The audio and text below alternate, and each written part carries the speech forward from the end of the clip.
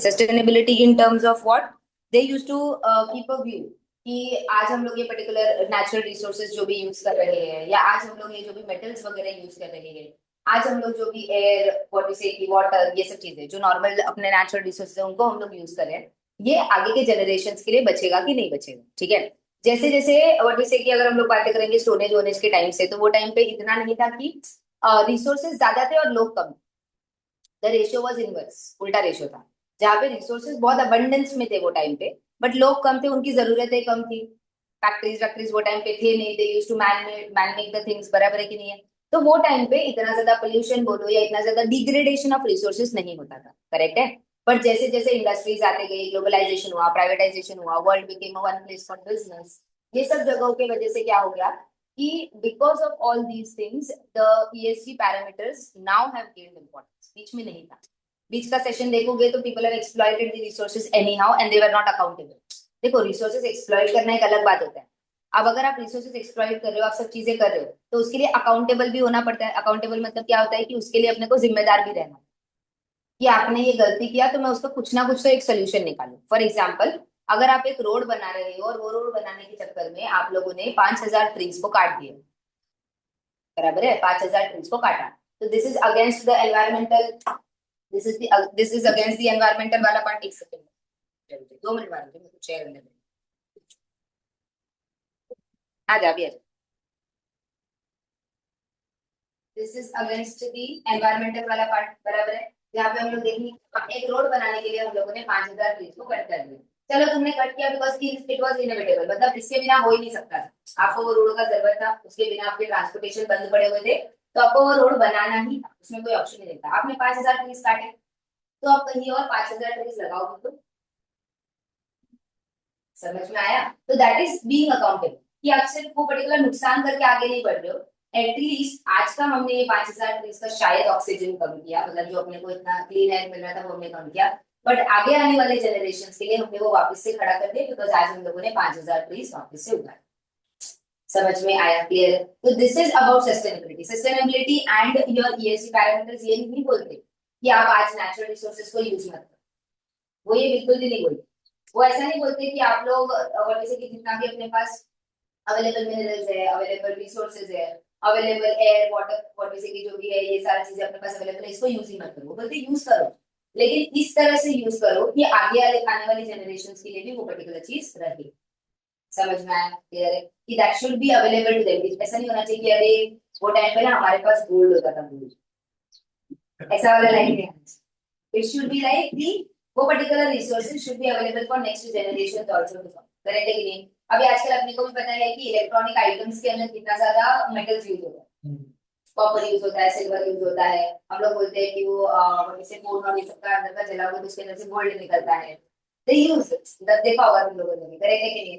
तो और and they use this kind of things because metals are obviously वो conductor के हिसाब से वो लोग यूज करते हैं, they transmit and travel the energy and all, तो उसके लिए वो पर्टिकुलर चीजें यूज होती है। तो not necessarily in terms of कि हम लोग हमारे लाइफ में, बट अपना जो अपग्रेडेशन हो रहा है इन टर्म्स ऑफ इलेक्ट्रॉनिक या डिजिटल वर्ल्ड, वहां पे भी ये सब चीजें यूज होती है, करेक्ट है कि नहीं है। एंड एक और बड़ा प्रॉब्लम आता है कि जब तक हम लोग कंपनीज को ये सब चीजों के लिए एक्चुअली अकाउंटेबल नहीं बनाएंगे। अकाउंटेबल कैसा, answerable, accountability in terms of है ना, आंसरेबिलिटी, समझ में आया क्या। ठीक है, कि भाई तुमको जवाब देना पड़ेगा कि तुमने साल भर में कितना रिसोर्सेज को यूज किया और उसके सामने आपने उसको कंपेंसेट करने के लिए क्या किया, because these resources are free. Free or at negligible cost or minimum cost. जैसे एग्जांपल पेपर प्रिंट मारना है, अपन नहीं सोचते। अपन क्या सोचते हैं, 1 रुपया पेपर का जाएगा, छोड़ो। ऊपर से अपना जेरोक्स मशीन रहता है तो ऐसा कुछ देना भी नहीं पड़ता, तो अपन सोचते नहीं।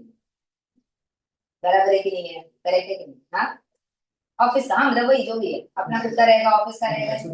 हाँ हाँ, वही बोल रही हूँ कि जब तुम लोग खुद प्रिंट करने जाते हो तो सोचते हो कि भाई हाँ पैसा देना पड़ेगा, लेकिन अगर अपने अपने पास प्रिंटर है तो हम पेपर का नहीं सोचते, हम कॉस्ट का सोचते हैं हमेशा। हम पेपर डिग्रेड होगा या पेपर और जैसे कि एक बार मैंने पढ़ लिया फिर उसका वो वेस्ट हो जाएगा, हम लोग ये सोचते हैं, करेक्ट है कि नहीं है। तो यहाँ पे आता है वो पर्टिकुलर प्रॉब्लम कि आप प्रिंट मारो, प्रिंट मारने में प्रॉब्लम नहीं है, प्रिंट मारने में प्रॉब्लम नहीं है, but print those things which are actually required. जो चीज आप व्हाट वी से कि देख के यूज कर सकते हो। For example when I know कि मेरे पास अभी आईपैड है, ठीक है, तो अगर मुझे तुम्हारा कोई पर्टिकुलर नोट्स प्रिपेयर करना है जिसके लिए मुझे मॉड्यूल का रेफरेंस लगेगा या दूसरे कोई बुक का रेफरेंस लगेगा या व्हाट इज की व्हाट इज एग्जांपल्स का रेफरेंसेस लगेगा, तो मैं मॉड्यूल प्रिंट करने नहीं जाऊंगी। क्यों? बिकॉज मेरे पास इतना है ना स्क्रीन, या मतलब ये वाला स्क्रीन है ना, तो that is sufficient for me to read that particular thing. अब ये जगह पे जाके अगर मैं मॉड्यूल प्रिंट करके फिर लेके पढ़ती हूँ, तो इट इज कि भाई I am wasting the resources. Why? Because it was not necessary. समझ में आया? क्लियर है? जैसे हम लोग लास्ट टाइम भी बात करते, एक बार मैंने बात किया था कि हम लोग ई सिम के टूवर्ड्स जा रहे हैं। We are all moving towards e SIM ना अभी। किसी का है अभी तक? नहीं, कोई नहीं यूज कर रहा है। चलता है, कोई प्रॉब्लम नहीं है। जैसे नॉर्मली चल रहा है वैसे ही चल रहा है। सिर्फ आपको कन्वर्ट करवा के लेना है। आपको वो जो फिजिकल सिम है उसकी जरूरत ही नहीं है। वो फिजिकल सिम निकाल के फेंक दो, आपका स्लॉट खाली। गोइंग फॉरवर्ड जितने भी, give it 2 to 5 years maximum, जितने भी नए फोन आएंगे they will be only E SIM. उसके अंदर स्लॉट ही नहीं रहे। उसके अंदर आपका सिम कार्ड का स्लॉट होगा ही। जैसे एग्जांपल आईफोन, ग्लोबल आईफोन अगर आप अभी परचेस करने जाओगे मार्केट में, इंपोर्टेड वाले जो सब्सिडाइज रेट पे मिलते हैं, टैक्सेस वैक्सेस नहीं लगता है, वो लेने जाओगे, उसमें सिर्फ और सिर्फ ई सिम का ऑप्शन है। They do not have the option of physical. Physical SIM concept इधर ही चल रहा है। The iPhones which are made for India are having physical SIM का slot। बाहर जो बन रहा है उसमें फिजिकल सिम का स्लॉट नहीं है। They are only giving e SIM का ऑप्शन। अब वो क्या होता है, ई सिम में, ई सिम की वजह से देखो आपको सिम की जरूरत नहीं है, ठीक है। डायरेक्टली आपके नंबर, जो भी नंबर रहेगा आप लोग नंबर ले लो और उसके हिसाब से ई सिम आपके अंदर आ जाएगा। You do not need network, network सब वैसे ही चलता है, कुछ प्रॉब्लम नहीं है। Nothing no change in the scenario, ठीक है। यूज करने के बाद बोलते मतलब no change in the scenario, ठीक है। नाउ बेनिफिट क्या होता है, सस्टेनेबिलिटी। कैसे? इतना इतना सा प्लास्टिक बचा है, बट सोचो कितने लोग फोन यूज करते हैं। समझ में आया? अपने इधर कैसे है, वो सिर्फ इतना सा नहीं आता ना, उसके ऊपर का छोटा कवर, फिर उसके ऊपर का बड़ा cover, depending on the phone size, वो अलग अलग होता है। तो हम क्या करते हैं, ऊपर वाला जो अपना शेल रहता है वो तो हम फेंक ही देते हैं। जो अपना सिम कार्ड रहता है, we use it for particular period of time, जब अपना काम खत्म हो जाता है या जो भी है वो बर्न आउट हो जाता है, तब हम उसको भी फेंक देते हैं। But that micro plastic also, वो उतना सा प्लास्टिक ऑल्सो, सोचो अगर मैं इतने सब सब सिम कार्ड जमा कर लूँ तो भी उसका एक पहाड़ बन जाएगा। इतने सारे प्लास्टिक्स अपने पास इस पर्टिकुलर जगह पे अवेलेबल है। तो इसको भी कम करने के लिए they have come to the e SIM, जहाँ पे भी छोटा छोटा छोटा छोटा करके हम लोग ये सारी चीजों को बचाने का ट्राई। समझ में आया? क्लियर है? तो this is a move towards that. But हमारे यहाँ पे और अलग है। आपको ई सिम लेना है तो पहले आपको फिजिकल सिम लेना पड़ेगा, फिर उसको कन्वर्ट करना है। They do not understand the logic behind. हम उसको क्यों कर रहे हैं? ताकि अपने को प्लास्टिक प्रिंट नहीं करना पड़े या प्लास्टिक यूज ही नहीं करना पड़े, वो चीज करेक्ट है कि नहीं? हम पहले जाओ, आप कोई भी स्टोर में जाओ, वोडाफोन में जाओ, एयरटेल में जाओ, जियो में जाओ, वो पहले बोलेंगे आपको ये सिम लेना पड़ेगा, फिर आप आपके फोन से रिक्वेस्ट डाल दो तो वो इसी में कर देगा। प्लास्टिक तो जनरेट हुआ ही ना, मतलब at the end of the day purpose defeat हो गया। करेक्ट है? They do not understand the purpose behind it. समझ में आया? क्लियर है? तो this is the kind of concept which is being what to say की going on in the market. समझ में आया ये वाला पार्ट? ठीक है। अभी आप देखोगे तो वही गीला कचरा सूखा कचरा has become very prominent in Kalyan also. आप लोग आपकी खुद खुद की सोसाइटीज का ले लो, अगर वो लोग नहीं सेग्रीगेट करते हैं तो they do not take only. Why? Because they are charging fines on the society. Society level पे अगर मिक्स करके आएगा तो वो लोग फाइन चार्ज करते हैं।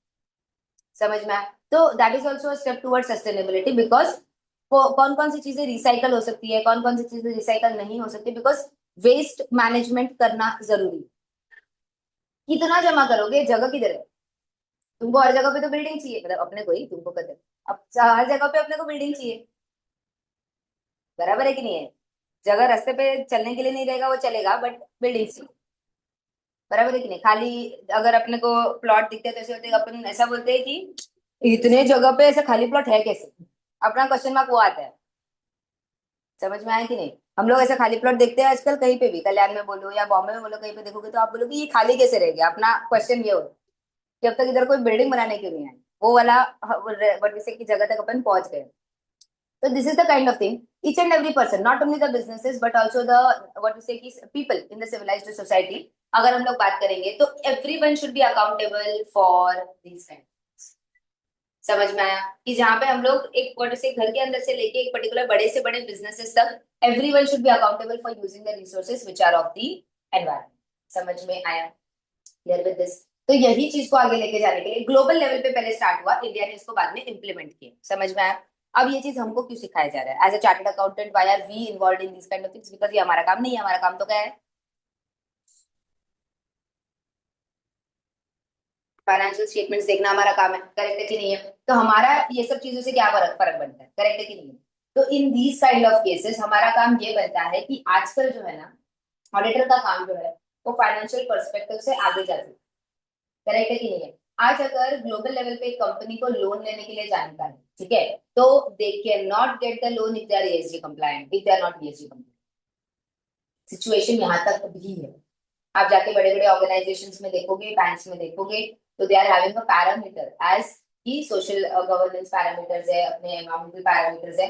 अगर आप वो चीजों को मीट नहीं करते हो तो ग्लोबल लेवल पे आपको लोन्स नहीं मिलेंगे। समझ में? दैट इज बिकॉज कि दोज कंपनीज या दोज बैंक्स या those organisations are working towards sustainability, कि भाई हम लोग उन्हीं उन्हीं जो लोगों को लोन देंगे जो आगे एनवायरमेंट के लिए काम कर रहे हैं, जो ये सब चीजों का ध्यान रखते हैं। हम ऐसे लोगों को फंडिंग देंगे ही नहीं जो इसको डिग्रेड करें। सिंपल, हम डिग्रेड करने का पैसा नहीं देंगे। समझ में आया? क्लियर है? तो आजकल अब चेंज कैसे हुआ? अगर आप देखोगे तो पिछले 10 साल पहले का कोई भी कंपनी का रिपोर्ट निकालो जो लिस्टेड बड़ा कंपनी है, और आज उसका रिपोर्ट निकालो, एनुअल रिपोर्ट निकालो, दोनों में डिफरेंस दिखेगा। पहले एनुअल रिपोर्ट होता था, अभी इंटीग्रेटेड एनुअल रिपोर्ट। ठीक है? इंटीग्रेटेड एनुअल रिपोर्ट में मतलब आज वो चेंज करके सिर्फ नाम चेंज नहीं किया उन्होंने, अंदर का कंटेंट भी चेंज किया है पूरा का पूरा। आज जाके आप लोग बड़े बड़े टॉप 1000 लिस्टेड एंटिटीज का अगर आप what is annual report open करते हो, you will get these kind of reportings which we are going to study here in their annual report. ये सेम चैप्टर आपको एफआर में भी, ये सेम चैप्टर के अंदर के कंटेंट्स आपको एफआर के अंदर भी है। एफआर में सेम चैप्टर है, सेम कंटेंट्स। फिर सर हमेशा पूछते कि आपका हो गया, तो बोला कि आप एफआर के हिसाब से करा दो, मैं ऑडिट के हिसाब से करा दूं। समझ में आया? क्लियर है? कि अगर आप देखोगे तो आपको है वो पर्टिकुलर चीज भी आपको दिखेगा, बिकॉज कि वो चीज का रिपोर्टिंग भी आजकल अपने को नेसेसरी हो गया है कि हम लोग सिर्फ और सिर्फ financial financial financial stake holders को अपने को आंसर करना है, not just the share holders. Share holders को आंसर करने के लिए अपने पास क्या होता है? Financial statements. बट बाकी लोगों को आंसर करने के लिए अपने पास बाकी पार्ट ऑफ द एनुअल, कि हम लोगों ने किस तरह से काम किया। फॉर एग्जाम्पल, कंज्यूमर्स के लिए हम लोगों ने किस तरह से काम किया, ठीक है, लोकल पब्लिक के लिए किस तरह से काम किया। जैसे हम लोग बोलते हैं ना कि व्हाट वी से कि कंपनीज खुल नहीं रहे, ठीक है। फॉर एग्जांपल, अगर एक ऐसा ईस्टर्न रीजन में बोलो, या व्हाट वी से कि एकदम ऐसा गांव एरिया में बोलो, अगर एक कंपनी आता है, एक कंपनी अपना फैक्ट्री ओपन करता है, तो हम क्या बोलते हैं? वो पूरे पर्टिकुलर पूरे विलेज का डेवलपमेंट हो। क्यों विलेज का डेवलपमेंट होगा? बिकॉज फैक्ट्री वहां पे आएगा तो वहां के लोगों को पहले तो काम मिलेगा, जिसके लिए उन लोगों को शायद बाहर जाना पड़ता था, 2-2 घंटा 4-4 घंटा ट्रैवल करके शहर में जाना पड़ता था उनके आसपास के, वो अभी उनको सिटी के अंदर ही मिल जाएगा, उनके गांव के अंदर ही मिल जाएगा। First thing. Second, when a factory comes into the picture in a village area, और व्हाट वी से कि जब वो लोग आते हैं तो obviously what they will do is they will try and see कि हम लोग क्या करें, हम लोग अपने हिसाब से डेवलपमेंट करें। फॉर एग्जाम्पल्स, वहां पे फैक्ट्रीज के लिए गुड्स वगैरह लाने के लिए वो लोग रोड्स वगैरह बनाएंगे, जितना भी रिक्वायरमेंट रहेगा। स्ट्रीट लाइट्स वगैरह डाल सकते हैं, करेक्ट है कि नहीं है?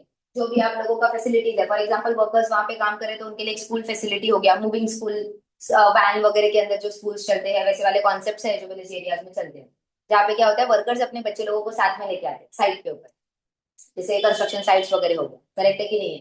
तो वर्कर्स क्या करते हैं, अपने बच्चे लोगों को साथ में लेके आते हैं। अब वो वर्कर्स का क्या होता है कि अच्छे खासे वर्कर्स होते हैं ना, ऐसे तो नहीं कि 5-10 वर्कर्स काम कर रहे हैं, there are 100-200 workers who are working, correct है? उसमें से जितने भी बच्चे होते हैं from that particular age group, वहीं पे एक वैन टाइप आता है, बस टाइप या वैन टाइप आता है, और people are working there and उनके बच्चे वहां पे टीचर्स अंदर पढ़ा रहे होते हैं वैन के अंदर, and they are sitting and studying. तो पेरेंट्स को एक इश्यू नहीं है कि हम हमारे बच्चों को घर पे अकेले छोड़ के आए, करेक्ट है? Second, they are getting learning also, वो लोग पढ़ रहे हैं। समझ में आया? These will be what is available in the concept, जहाँ पे फॉर एग्जांपल स्कूल्स वगैरह अभी तक इतना डेवलप नहीं है और ये सब चीजें हैं। तो दीज ऑल कॉन्सेप्ट्स, अभी अगर कंपनी ये इनिशिएटिव लेता है अपने कैजुअल लेबरर्स के लिए, तो that is a very good initiative, that is a social parameter, जहाँ पे हम क्या करें, सोसाइटी को कुछ तो रिटर्न दें। सोसाइटी को हम हमारे तरफ से क्या करें, कुछ तो रिटर्न्स प्रोवाइड करें, कुछ तो रिटर्न्स। समझ में आया? क्लियर है? तो these kind of things should be done by the society. इसी के लिए सीएसआर इनिशिएटिव आया, करेक्ट है, कॉर्पोरेट सोशल रिस्पॉन्सिबिलिटी का आया, प्लस आगे जाके ये सारी चीजें आप लोगों की आ गई। तो ओवरऑल लेवल पे समझ में आ रहा है क्या चल रहा है? ठीक है, कोई भी एनुअल रिपोर्ट ओपन करके देखो, आपको ये सब पैरामीटर्स जो टॉप 1000 लिस्टेड एंटिटीज है, आप लोग ओपन करके देखो, आपको दिखेगा ये सब चीजें उसके अंदर। समझ में आया ना? ईएसजी के अंदर क्या क्या था? पहला ईएसजी का एवोल्यूशन इन इंडिया किस तरह से हुआ, कैसे ग्लोबल वालों ने चालू किया, फिर हम लोगों ने उसको अडॉप्ट करके अपने यहाँ पे भी इंपॉर्टेंस क्रिएट किया, because at the end of the day if our financial statements, our reporting will not be as per the global standards, then we will not be able to compete in the global markets. तो अपने को वो comparison पे अपने reports लाने पड़ेंगे। Clear है? Second, initiative taken by ICAI. अभी जैसे ये लोग चेंजेस करेंगे तो अपने को अपने ऑडिट में भी चेंजेस करने पड़ेंगे, ये पैरामीटर्स को थोड़ा बहुत इंक्लूड करना पड़ेगा, अकाउंटेबिलिटी के ऊपर देखना पड़ेगा एंड ऑल। करेक्ट है? तो आईसीआई ने क्या इनिशिएटिव लिया? बीआरएसआर, बिजनेस रिस्पांसिबिलिटी स्टेटमेंट, एक आता है आप लोगों का sustainability reporting, business responsibility and sustainability reporting, कि भाई बीआरएसआर का एक रिपोर्ट जाता है कि बिजनेस किस तरह से सस्टेनेबल डेवलपमेंट की तरफ जा रहा है, प्लस ये ईएसजी पैरामीटर्स को मीट कर रहा है। समझ में आया? हम किस तरह से एक सस्टेनेबल एनवायरनमेंट को बिल्ड करने का ट्राई कर रहे हैं। Sustainable environment in terms of what? For example using solar panels, companies के रूफटॉप के ऊपर आप लोग लगा सकते हो ये पर्टिकुलर चीजों को। करेक्ट है कि नहीं? बहुत सारे कंपनीज है जो कर रहे हैं। Yes bank is doing that particular thing, आप उनका जाके देखोगे तो वहां पे आपको दिखेगा। एक्सिस बैंक के अंदर चल रहा है, they are all what is it, ये सस्टेनेबिलिटी। ईएसजी का एक अलग से टीम होता है फर्म्स और इस कंपनीज के अंदर। हम लोग बोलते हैं क्या खर्चा, they report to CFO only, it is a team under the finance vertical only, they are or what we say into the sustainability। CS professional के अंदर they are having a subject 100 mark subject ESG, environmental social governance, ये उनका subject है, first subject in CS professional group 1 first group, क्योंकि उनके लिए compliance matter करता है, कंप्लायंस ऑफ एनी लॉ, और उसके अंदर ये सारे लॉज भी। हमारा काम क्या, हम तो ओवरव्यू करके निकल जाएंगे, बट उनका काम बनता है पूरा इंडेप्थ जाके चेक करना, तो इसी के लिए उनको तो पूरा सब्जेक्ट है मेरे सामने। समझ में आया? क्लियर है?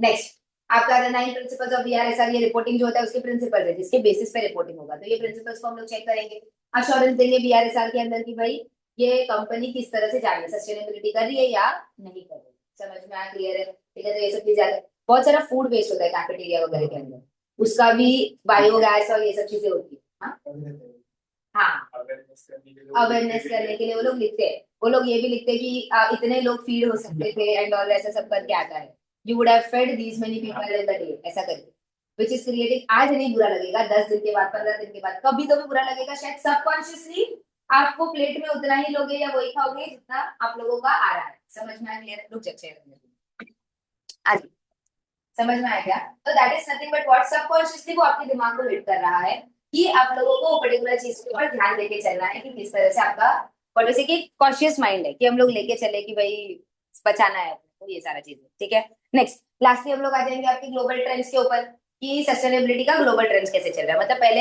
हम लोगों ने बाहर से अडॉप्ट किया, लेकिन हम पहले अपना पढ़ेंगे और फिर बाहर का।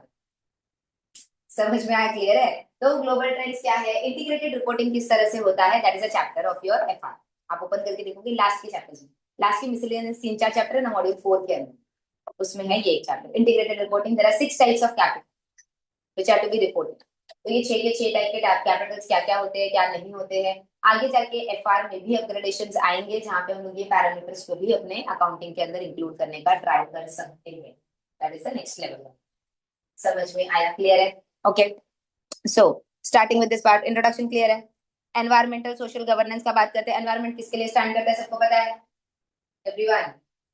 ठीक है, चलो। तो इसके अंदर अपना क्या क्या आ जाएगा, waste, pollution, natural resources, conservation, treatment of animals, ये सब चीजें अपने एनवायरमेंट के अंदर आते हैं। फ्लोरा फाउना, करेक्ट है, ये सारी चीजें अपने इसके अंदर आते हैं। तो we have to take care of all these kind of things.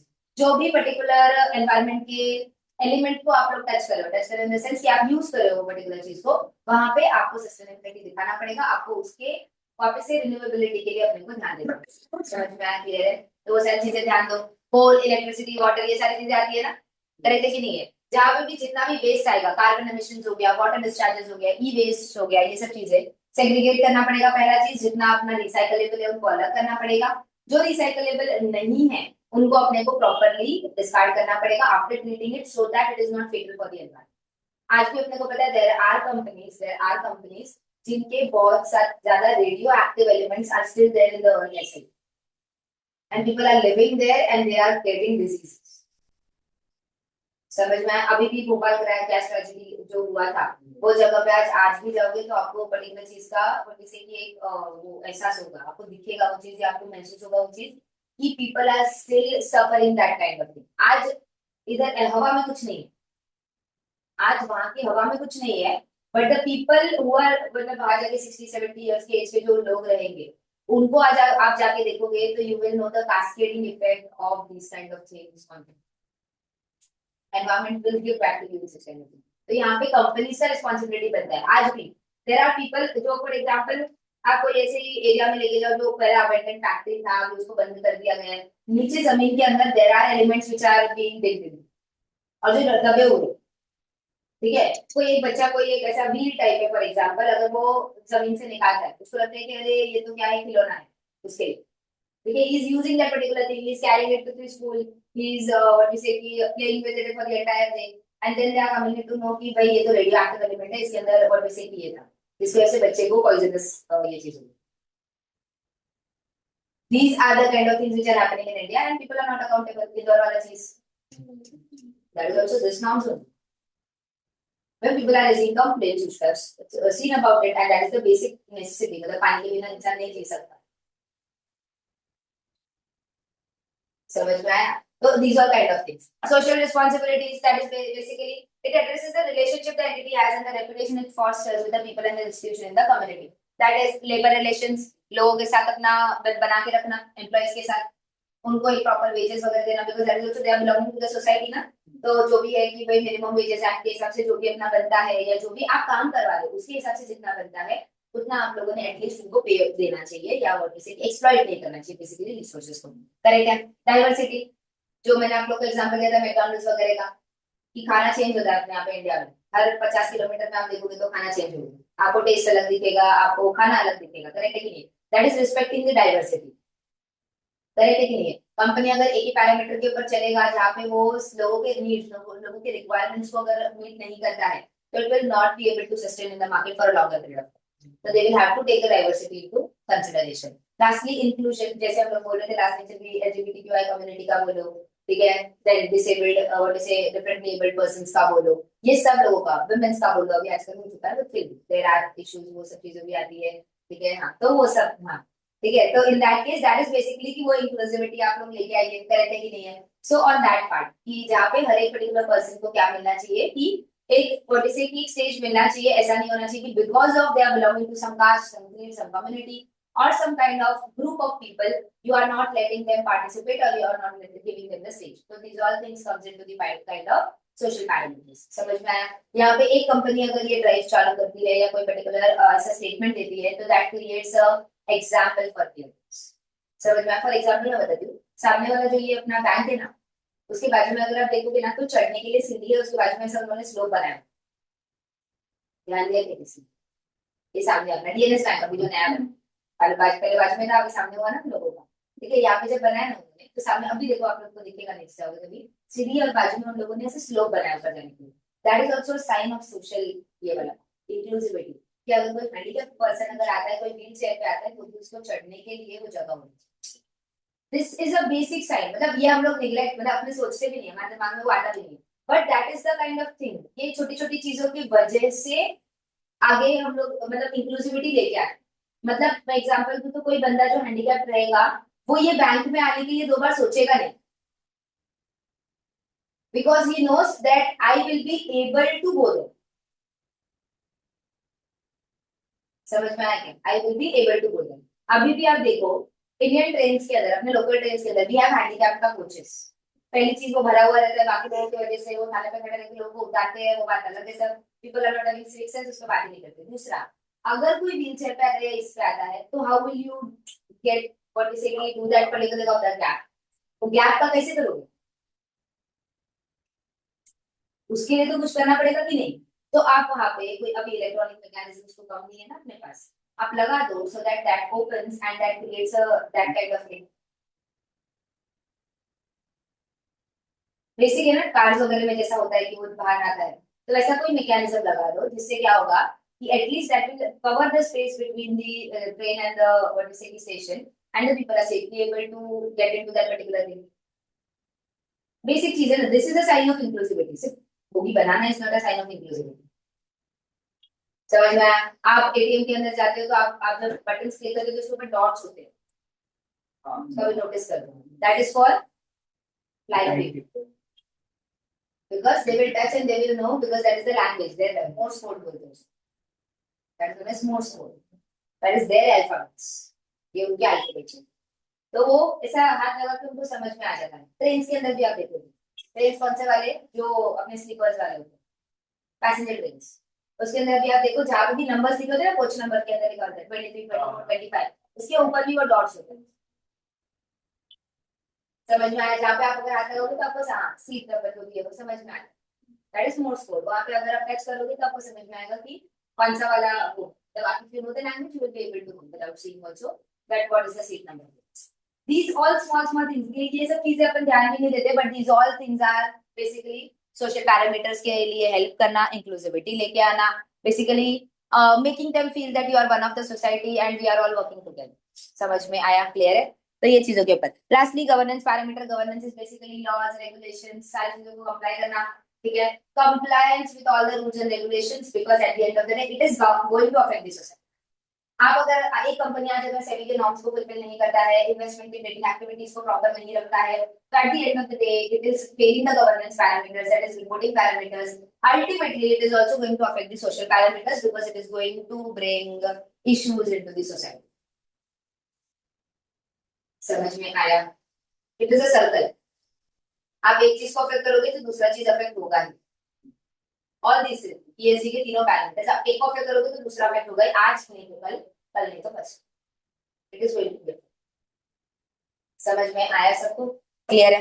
Next coming to the part, अगर हम लोग बात करेंगे तो एनवायरमेंट के अंदर क्लाइमेट चेंज आता है आप लोग का. कार्बन एमिशन के ऊपर अभी चल रहा है. सबने वही बोला कि मुकेश अंबानी ने वंतारा खोलने का रीजन भी यही था, कार्बन क्रेडिट्स. बेसिकली सबको पता है. करेक्ट है? Second, product carbon footprints, again correct है. Financial environmental impact, climate change, vulnerability, ये सब चीजें आजकल चली रही है. कभी भी बारिश, कभी भी ठंडी, कभी भी धूप. अपना तो तीनों सीजन एक ही दिन में चल रहा है. अपने को अलग अलग सीजन की जरूरत नहीं. हाँ, फर्स्ट डे पे बारिश हुआ था. तो वही बोले ना कि अपने को मतलब ऐसे सीजन्स की जरूरत है. अपना दिन में ही पूरा सारे सीजन. अभी देखो ठंडी है, सुबह सुबह दोपहर को जाओगे तो आपको पसीना निकलने वाला गर्मी में. That is the kind of situation which we are facing right now. Correct है कि नहीं है? बाकी फॉग वर्क, स्मॉग वर्क सब चल ही रहा है, वो तो छोड़ दो, अभी उस पर बात करके मतलब नहीं है. AQI and all. ठीक है? AQI is a temperature. Natural resources अपने अगर मतलब people are saying like that, तो फिर अपन उसमें क्या ही बोलेंगे. The people are sitting in the chair and taking the decisions are having those kind of answers. हाँ, वही वही तो है ना. मुंबई का भी तो चल ही रहा है, बट वो क्या, दिल्ली का नाम पहले से बदनाम है तो उसी को लेके आवाज चल रही है. मुंबई अभी तक वो चीज में आया नहीं है. पर it will be severe, then people in that kind of thing will be coming into picture. ऐसा है. एक और है यहाँ पे, कोई एक पर्टिकुलर जगह है जहाँ पे अपन न्यूक्लियर एक्सकवेशन और ये सब चीजें करें, मतलब न्यूक्लियर प्रोजेक्ट्स रन करें. मुझे जगह का नाम याद नहीं है अभी एज ऑफ नाउ, पर मैंने ये पढ़ा था. आप लोग जाके सर्च करो, उसको पता चलेगा. मतलब नेक्स्ट लेक्चर में भी बता दूंगी तुम लोग को. इंडिया में there is a place where they have done nuclear test and all. ठीक है? हाँ, मतलब जो अपने न्यूक्लियर टेस्ट वगैरह होते हैं, ये सब चीजें हैं, तो they are not done in this kind of area, they are done in secluded areas basically. But आप देखोगे तो वहां का जितना भी नेचुरल हैबिटेट है, मतलब वहां के रहने वाले जो आसपास के लोग हैं, ठीक है, डेटा मुझे अभी एग्जैक्टली याद नहीं है, बट ऑलमोस्ट देयर इज. हाँ, राजस्थान का है शायद से, या तो कहीं और का है, मुझे एग्जैक्टली याद नहीं. मैं वही बता रही हूँ कि मुझे कंफर्म याद नहीं, बट मैं देख के आपको बताती हूँ. एक बार रीड करके एक बार बताती हूँ वापस से. बट दैट एरिया में because of people doing, because of the government of India doing nuclear test, वहां के आसपास के लोग are suffering from various kind of disabilities. मतलब वो ऐसा एक डॉक्यूमेंट्री था, वो डॉक्यूमेंट्री के अंदर बोला हुआ था कि the cost of India being a nuclear power will be seen when you go to that village. You will see India being a nuclear power, very good, we are having all the nuclear facilities. जहाँ पे आज अगर कोई particular country अपने ऊपर कोई what is की करता है, कुछ इश्यूज क्रिएट करता है, तो हम लोग उसका मुंह तोड़ जवाब दे सकते हैं. But the cost of that particular thing you will see when you go to that particular village. mental health is very bad. Every second born child in that particular region is born with some or the other kind of disability, because वो radio active elements इतने strong होते हैं and they are not visible. आप किस चीज के साथ उसको ले रहे हो? आपने कोई चीज को टच कर दिया तो भी हो गया, आपने कोई चीज खा लिया तो भी हो गया, because it is in everything. Those are small particles. जैसे अपन सुनते ना, पाकिस्तान में ये पाकिस्तान न्यूक्लियर टेस्ट कर रहा है, अपने को उनके साइंटिस्ट के हेयर से पता चला, जो अभी बहुत धुरंधर के टाइम पे और ज्यादा वो चीजें ये हो गई, बट अपने को वहां से पता चला।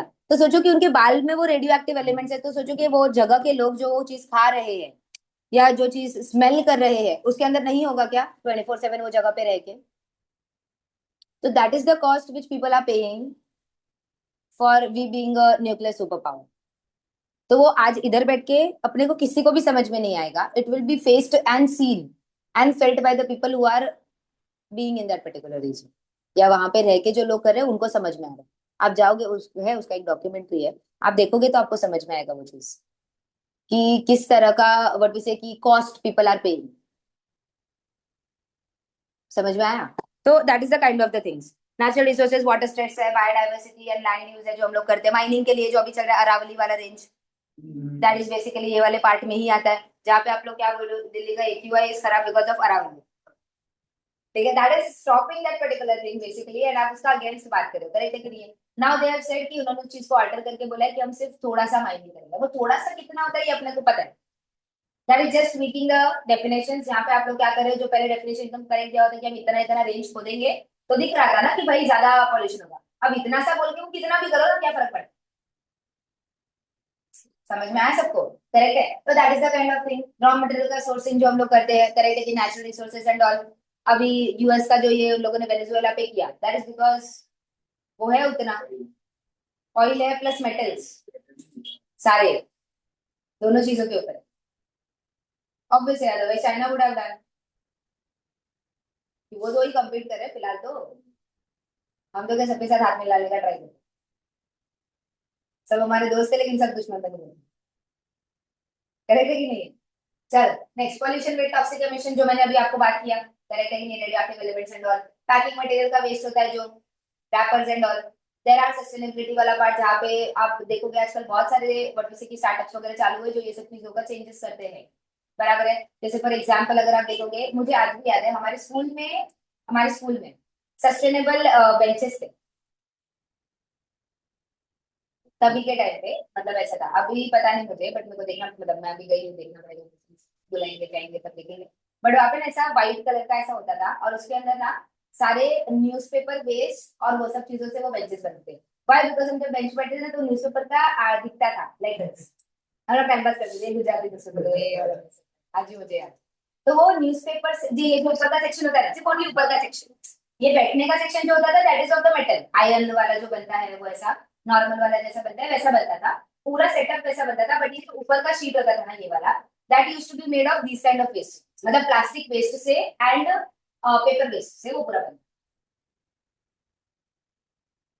तो वो ऐसा ऐसा था, मतलब हम लोग उसमें न्यूज़पेपर के कटिंग्स होते थे ना, मतलब सारे, तो हम लोग देखते थे ऐसे आर्टिकल्स जैसा था, तो हम लोग को याद है। और वो एक्चुअली बहुत टफ थे यार। मतलब ऐसा है कि वुडन बेंचेस में होल वोल मार सकते हैं, उसके अंदर होल नहीं है, लिख नहीं सकते उसके ऊपर, बिकॉज ऑलरेडी उसके ऊपर इतना ज्यादा ये है, तो दिखेगा भी नहीं, चाबी भी नहीं दिखेगा, तुम उस पर खरोच नहीं सकते। तो हाँ, seriously that was a good initiative. एक तो सस्टेनेबल है, आप प्लास्टिक नहीं व्हाट से रीयूज कर रहे हो, ये सब चीजें हो रही है, plus that will not be seen as, मतलब वो गंदा भी नहीं दिखे, ऐसा है।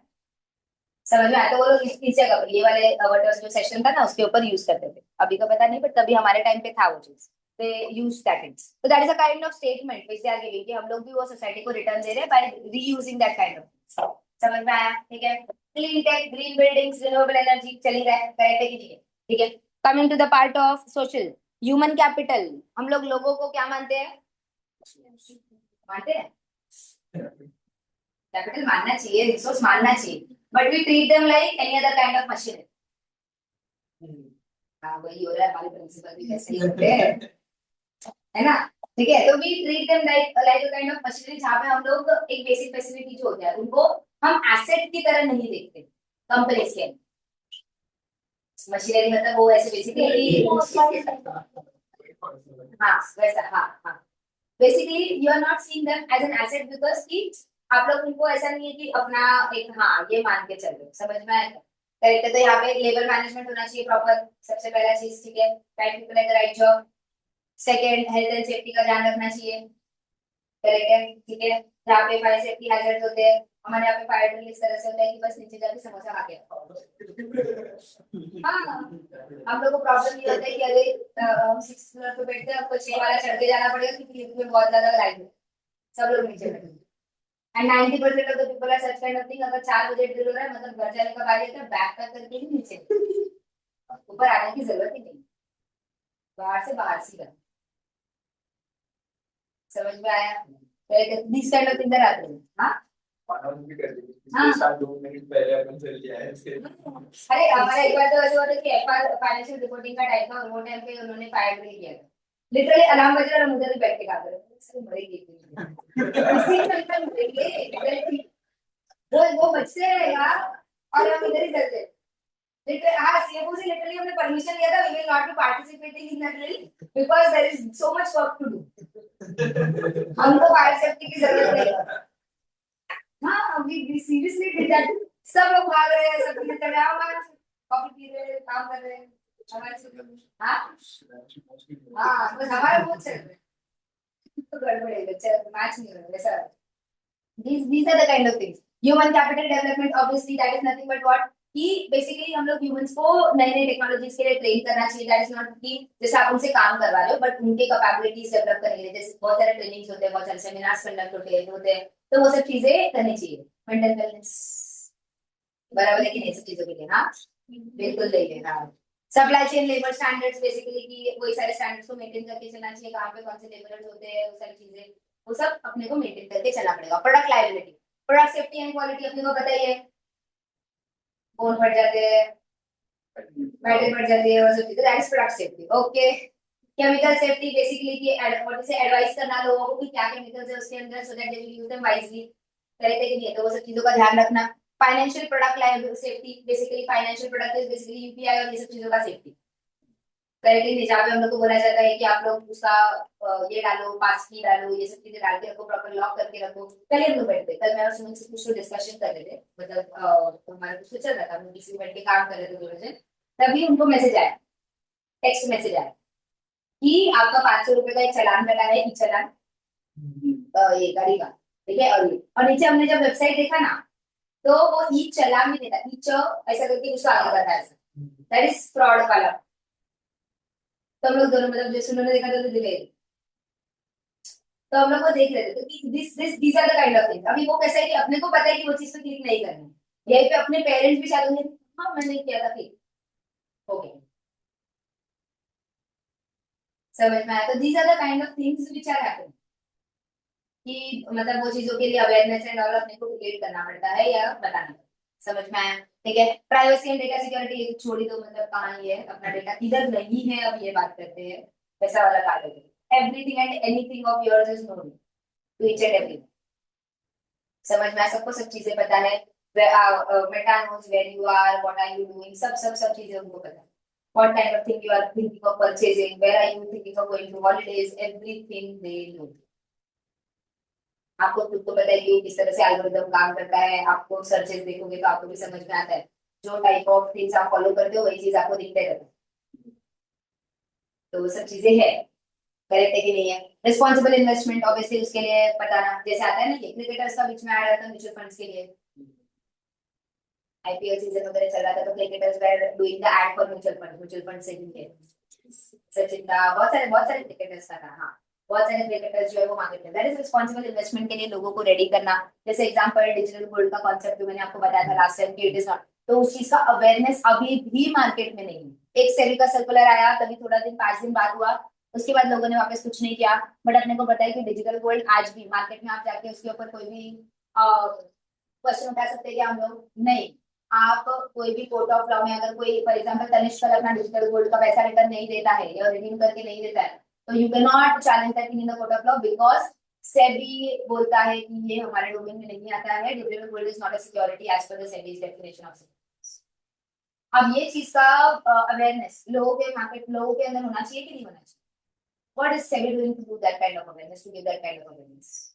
जब आपको पता चला तो आपने एड्स रन करने चाहिए थे टीवी के ऊपर, आप लोगों ने आपके वेबसाइट के ऊपर डालना चाहिए था, जिससे करना चाहिए था, they have not done that thing. दूसरा एफएसएसएआई कितना चल रहा है अभी, तो हर एक चीज में अडल्ट्रेशन है, everything is adulterated, each and everything.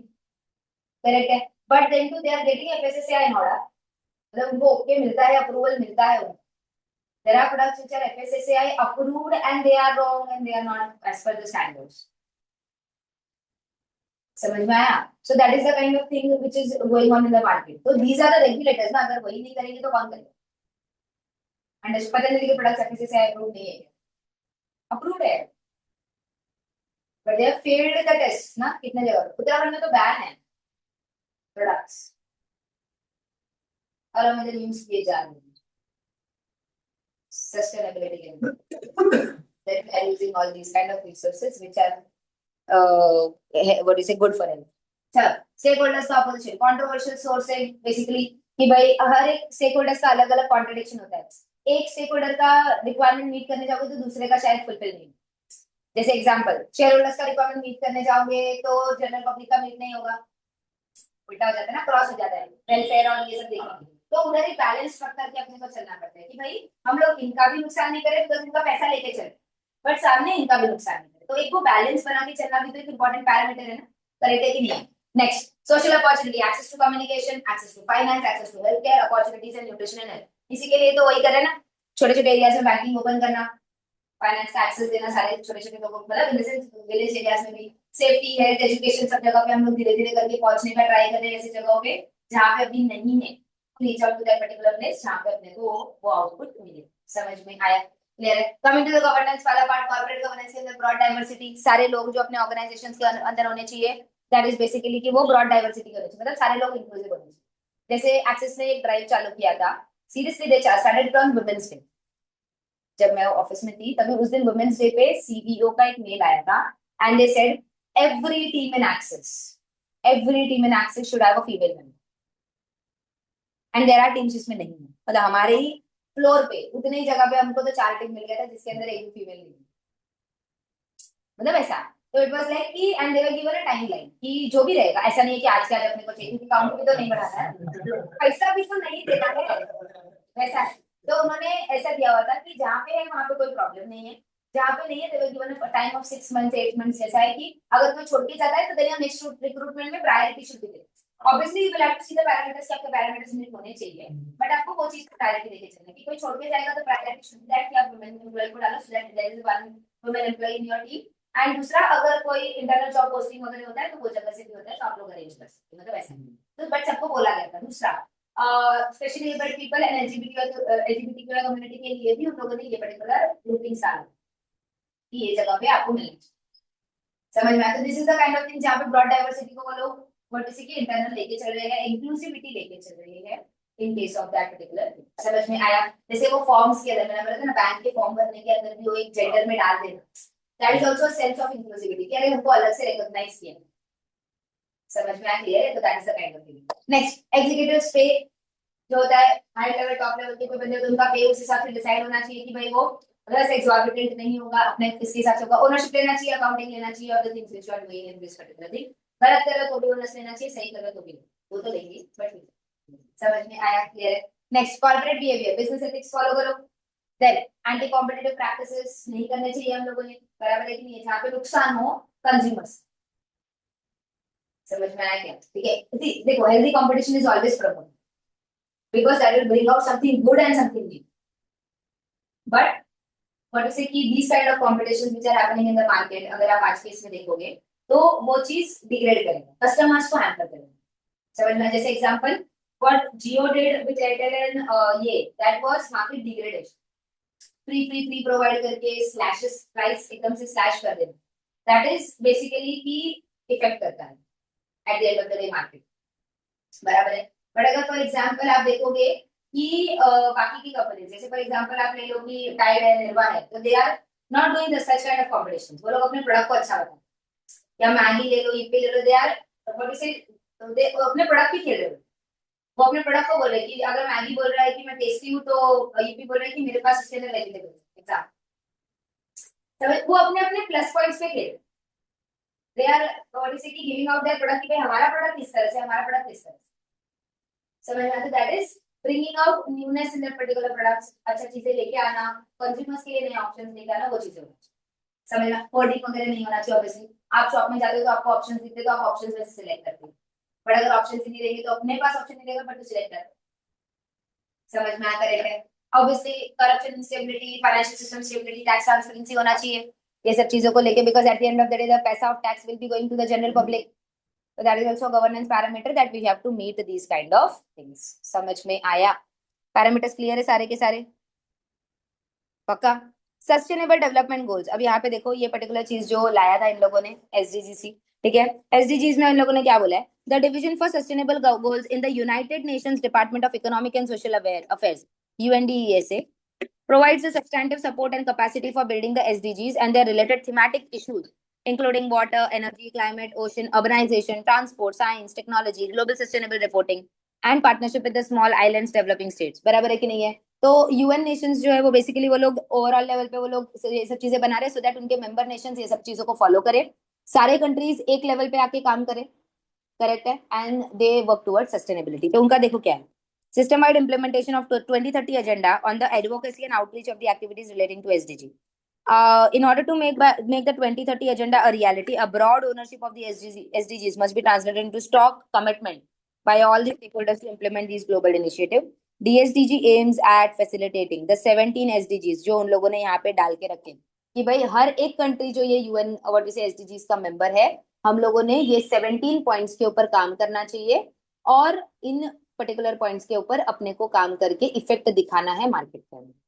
समझ में आया? क्लियर है? What are these kind of points? तो पहला नो पॉवर्टी, पॉवर्टी इरेडिकेशन देखना है, जीरो हंगर पॉलिसी अपने को देखना है, गुड हेल्थ एंड वेलबींग के ऊपर अपने को काम करना है, करेक्ट है। तो गवर्नमेंट को भी वही बोला हुआ है कि आपके कंपनीज, आपके इंडिया की कंपनीज प्लस आपके पॉलिसीज, गवर्नमेंट के जो पॉलिसीज है, they should promote all these 17 principles, they should work towards achieving these kind of things.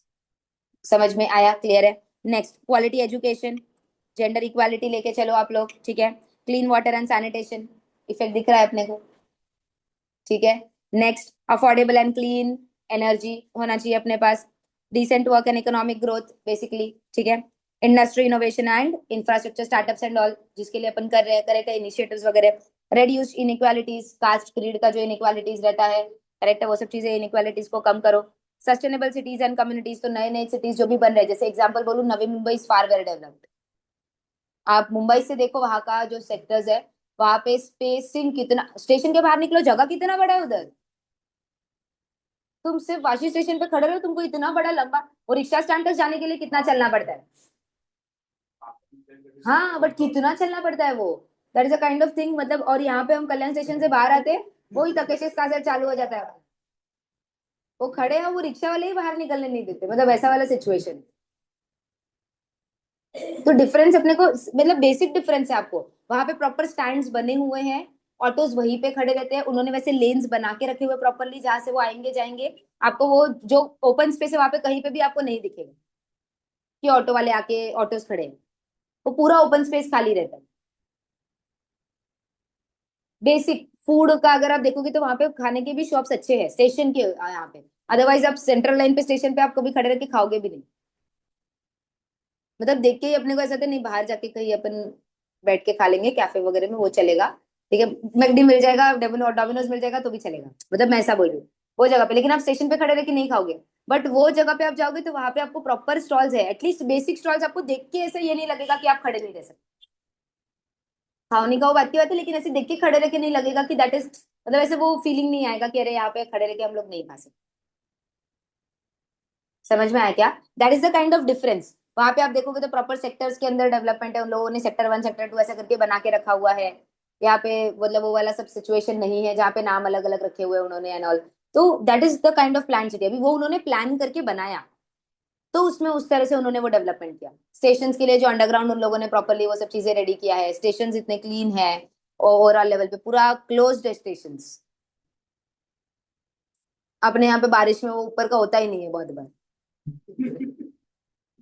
Plus इतना सारा, कितने बार तो मैंने देखा ही है, दादर स्टेशन पे आप देखो, सेंट्रल टू वेस्टर्न जाओ, वेस्टर्न लाइन के उधर खड़े रहोगे, जो लेडीज कंपार्टमेंट है उधर ही उन लोगों ने इतने टाइम से खोद के रखा हुआ था कि मतलब वहां पे चढ़ने के लिए सिर्फ इतना जगह है, मतलब यहाँ पे ट्रेन है और इतना जगह, इसके पीछे का पूरा जो प्लेटफॉर्म है वो उन लोगों ने खोद के रखा हुआ है। हाउ कैन, हाँ हाउ कैन यू एक्सपेक्ट इतने सी जगह में लोग उतरेंगे भी और चढ़ने वाले लोग खड़े भी रहेंगे, and that in span of 1.5 minute या 1 मिनट जो भी गाड़ी रुकेगी।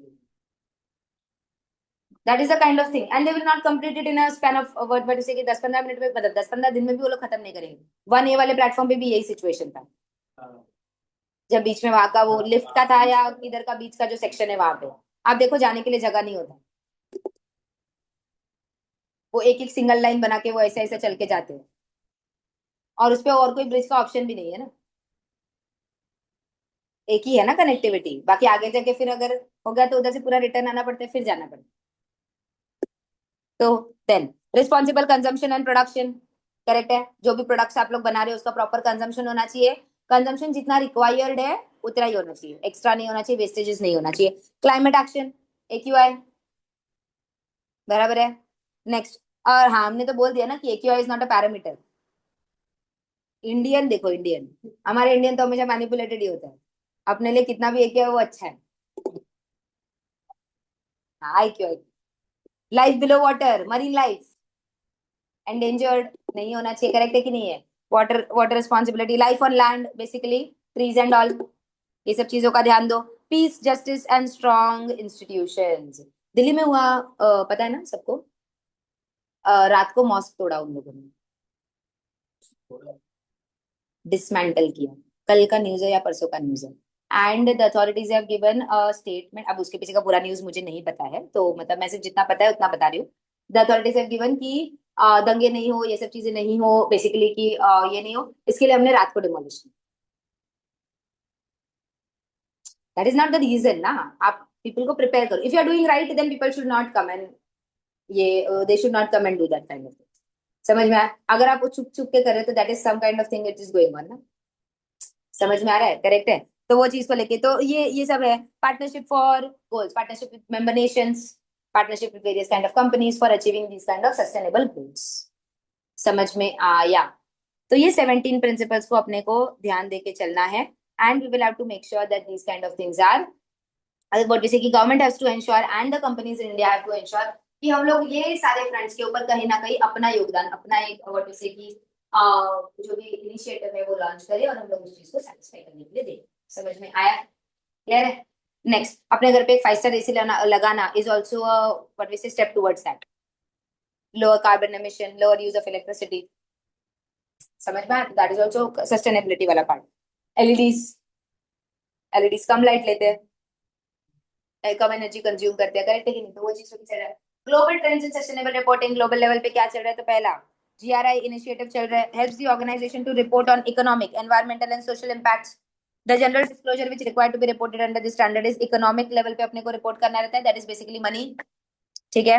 एनवायरमेंटल लेवल पे रिपोर्ट करना रहता है, सोशल लेवल पे the report is address to the stake holders of the entity, तो ये GRI इनिशिएटिव बोलता है। CDP क्या बोलता है, कार्बन डिस्क्लोजर प्रोजेक्ट, जितना कार्बन एमिशन हमने किया उसका एक रिपोर्टिंग करना।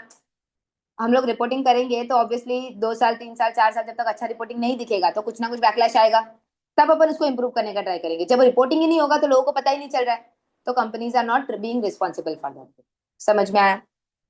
Captures the environmental performance data which is related to the GHG emissions, what greenhouse gases emission, water, forest, supply chain. Major details required to be reported are climate changes, forest, water security. This report is addressed to the investors, buyers and other stakeholders of the entity. ये सारी चीजें अभी ना अपने annual report के अंदर integrate हो चुकी।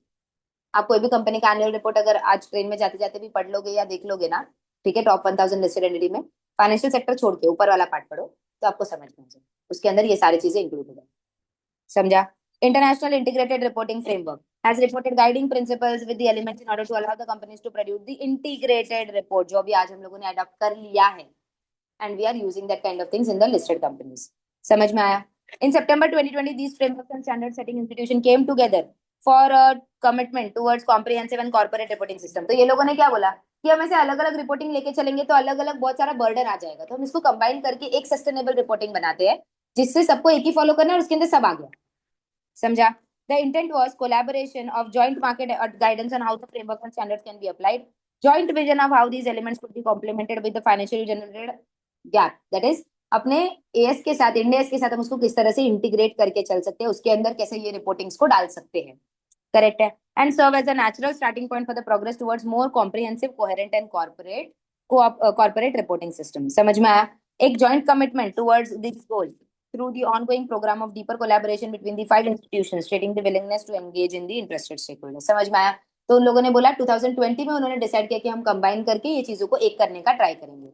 In 2021, the IFRS Foundation trustees published a revised constitution and feedback statement responding to the exposure draft proposed targeted amendments to IFRS Foundation constitution to accommodate international sustainability standards to be set by IFRS sustainability standards. जैसे अपने IFRS है ना, Indian financial reporting standards, तो उनके sustainability standards भी वो लोग क्या करने वाले, निकालने वाले. ऐसा उन लोगों ने बोला था. समझ में आया? जैसे आईएफआरएस के अंदर से तो अपने इंडेक्स बने ना, तो वैसे ही ये सस्टेनेबिलिटी स्टैंडर्ड्स भी इंटरनेशनल लेवल पे बनने वाले हैं, which will be again upon adopt करेंगे धीरे धीरे अपने को, अगर मार्केट में रहना है तो. Clear with this? ठीक है.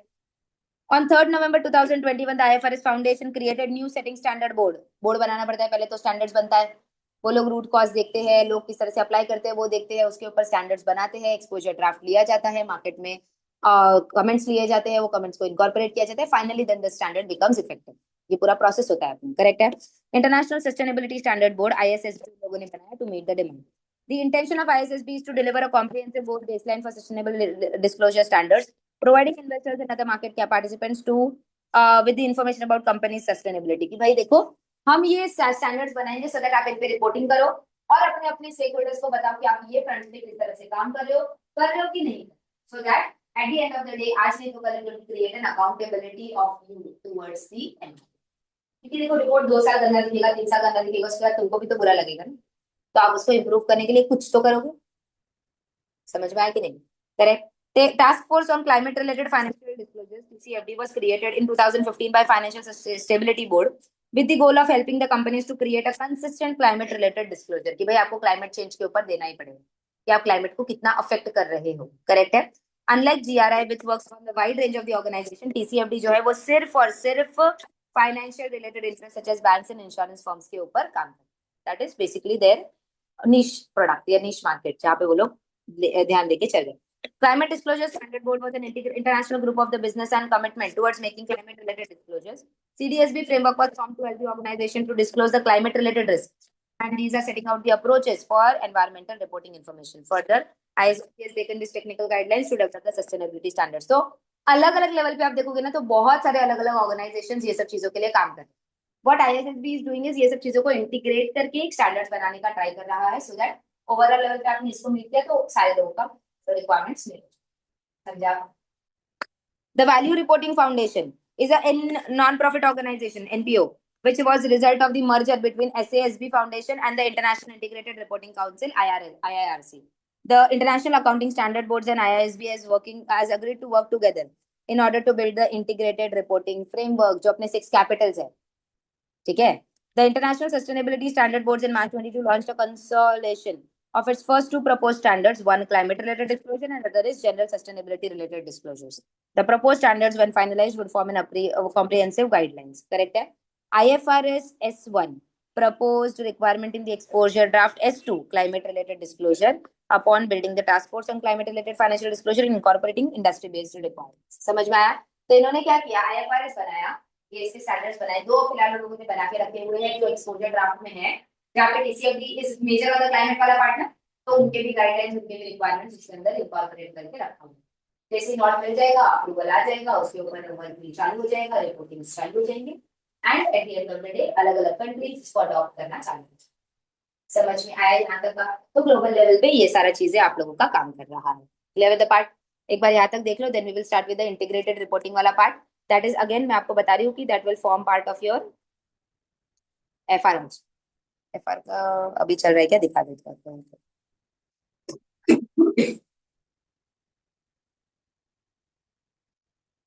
ये वाला जो चैप्टर है आप लोगों का, इसके अंदर सेम है.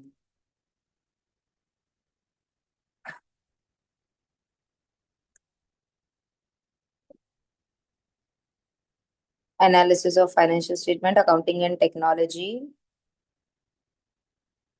ये चैप्टर है अपना. ये पूरा है अपना प्रोफेशनल एथिक्स, वो चैप्टर डाला है. ये अपन ने पढ़ा ना पूरा एथिक्स, पूरा का पूरा सेम है, सेम पूरा अपना एक्ट, प्रोफेशनल मिसकंडक्ट, ये वाला पूरा डाला हुआ है, सारे क्लॉजेस. ठीक है. हाँ, FR के अंदर डाला हुआ है. ठीक है. और दूसरा ये वाला भी है, पर अभी वो किधर डाला है, एक बार टॉपिक्स देखने पड़ेंगे. ये तो एनालिसिस ऑफ फाइनेंशियल स्टेटमेंट में है, ये इंटीग्रेटेड अप्रोच में है शायद से, मेरे हिसाब से. हाँ, इसमें है। तो ये चैप्टर्स के अंदर आप लोग का इंक्लूडेड है ये वाला पार्ट। इंटीग्रेटेड रिपोर्टिंग के 6 कैपिटल्स तो है ही। वो एग्जैक्टली टॉपिक कौन सा रहेगा वो एक बार विरोल सर से पूछेंगे तो पता चल जाएगा आपको। और ये वाला जो है प्रोफेशनल एथिक्स का वो भी पार्ट है उसका। समझा? क्लियर है? एक बार यहाँ तक का देख लो, then we will move forward with the integrated reporting वाला।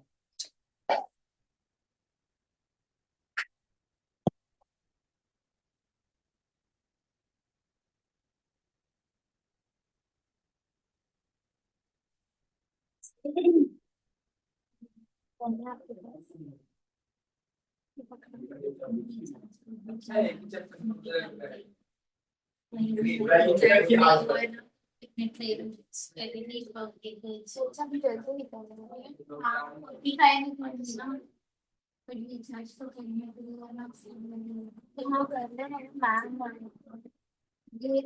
ये लेक्चर नहीं करना पड़ेगा। लेक्चर मेरे को तो जल्दी निकलना रहता है। मैं ये बोल जी जी से मेरे को पता नहीं अकाउंट लॉग आउट हो गया, वो पूरा डिटेल्स मांग रहा है।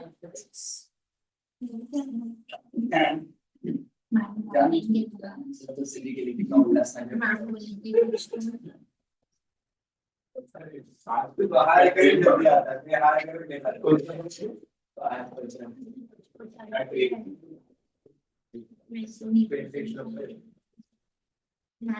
सिर्फ को देखला आज पड़ता है।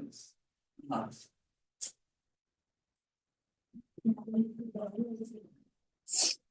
लिटरली ऐसा व्यू है क्या स्टेशन का क्या करेगा आगे टेरेस से दिखता है मेरे घर से भी तू स्टेशन के नजदीक रहता है। टेलीस्कोप से नहीं दिखता राइट से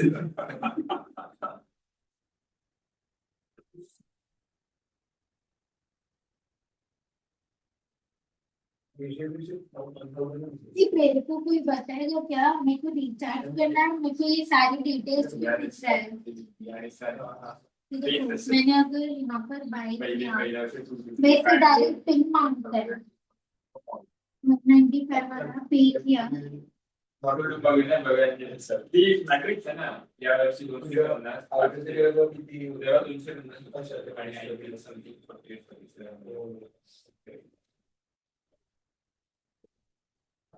तेव्हा होतं की नहीं है, पता नहीं क्यों। आणि मीटिंग हे कंपल्सरी व्हॉलंटरी तर जी पे तो भी सारी डिटेल्स मांगता है। ये क्या आ रहा है अभी? आणि कंपल्सरी एग्जाम पण IPL व्हॉलंटरी आहे फर्स्ट इयर व्हॉलंटरी होतं सेकंड इयर असताना कंपल्सरी केलं टेम्पररी ग्लिच जीपे भी नहीं हो रहा है। आणि मग त्याच्यामध्ये रिचार्ज करने को। BRSR कोड आहे हाँ एवढे थैंक यू बंद कर दो। BRSR टॉक टाइम तो चालू है। टॉक टाइम चालू कर। पापा भी बोलेंगे त्याच्यावर ऑडिटरचा लिमिटेड असतो त्याच्या 21 वर्ष लागतात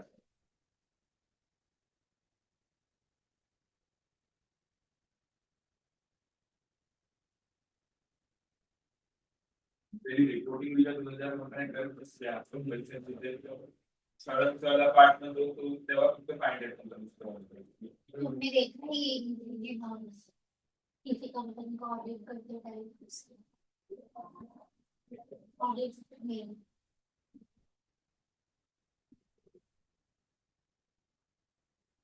बनाया है खुद भी।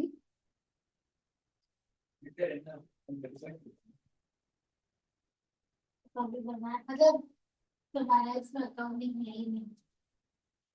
ऑडिटर का नहीं कोई वो ये है कि वो कोई फॉर्म है वो अकाउंटिंग भी करती है ना। उसको ऑडिटिंग नहीं बोलते मेरी फर्म में ना ऑडिट ऑडिट का अलग-अलग फर्म है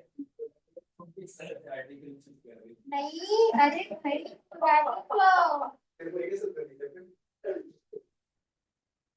उसका इनवॉइस और ये दो फॉर्म से अलग-अलग आ रहा है ये पुरानी फर्म में जब मैं थी ना ऑडिट सर्विसेज के नाम पे स्टैट ऑडिट सर्विसेज के नाम पे इनवॉइस रेट होता था, ज्यादा अमाउंट चार्ज करते थे बट उसमें अकाउंटिंग सर्विसेज भी प्रोवाइड करते, पूरा अकाउंटिंग बना देते फाइनेंशियल बनाते थे, पूरा सब हम करते थे। खुद ही एक्सेल बनाए, खुद ही ऑडिट करते हैं ऐसा। और मैंने मुझे ऐसे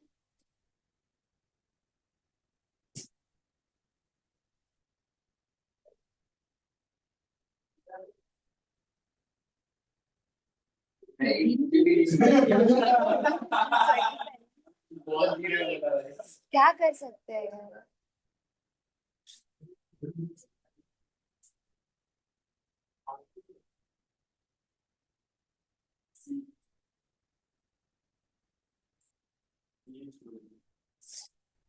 फिर भी जूनियर में प्राइवेट में हम कितना टाइम काम करते हो। मैंने नहीं किया कभी जल्दी इस पर काम करना। देखिए कुछ कौन करंट में कितना भी जूनियर के टाइम इंटरनल के टाइम पे ये भी थैंक यू बहुत। हाँ क्योंकि गर्मी हो रही है।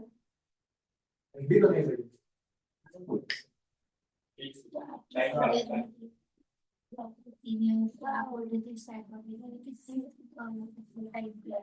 8:30 में बैठते हैं सबसे। 8:30 कभी 9।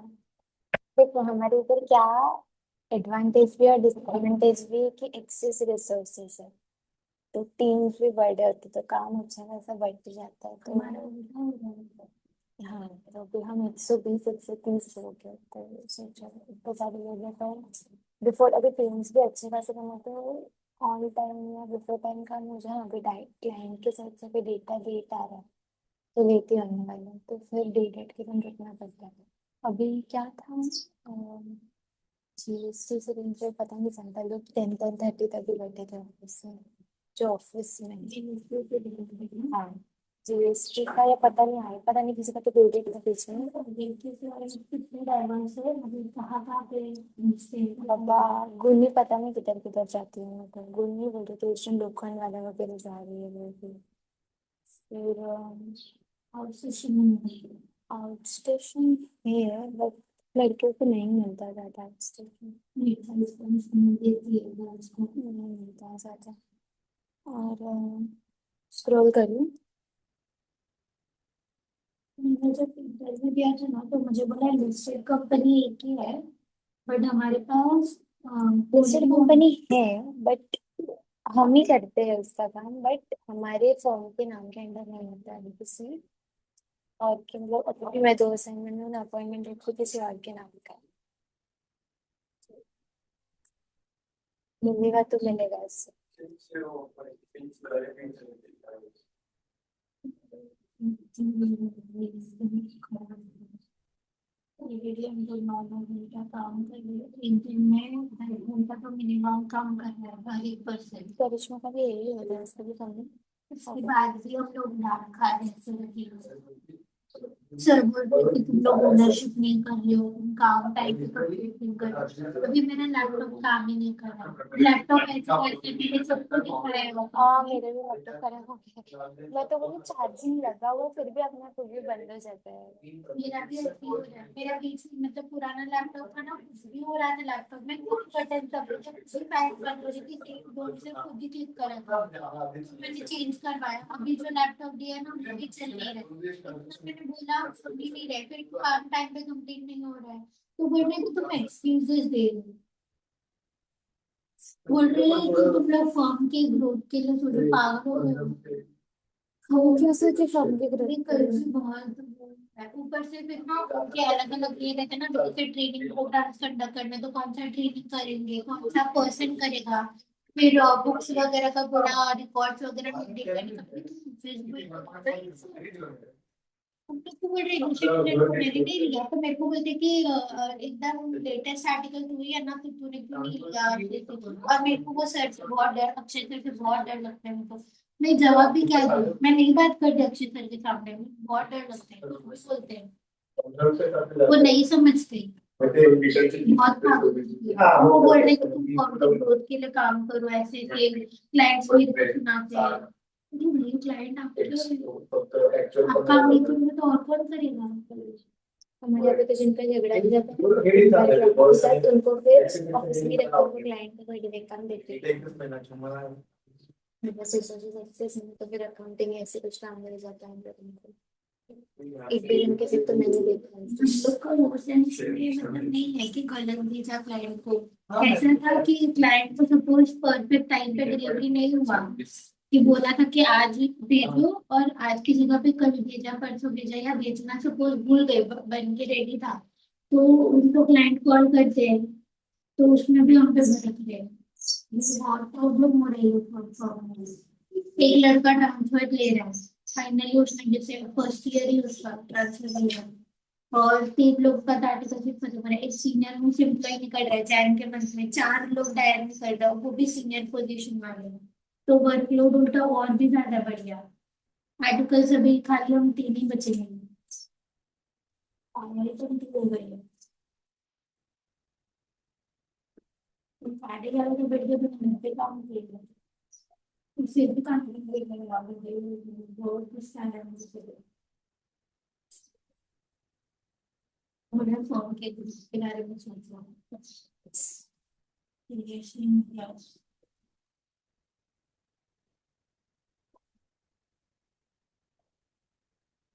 ये सोच रही थी इसमें इसको देखा, मेरे को सिर्फ रहते टाइम सोचना चाहिए ऑप्शन क्या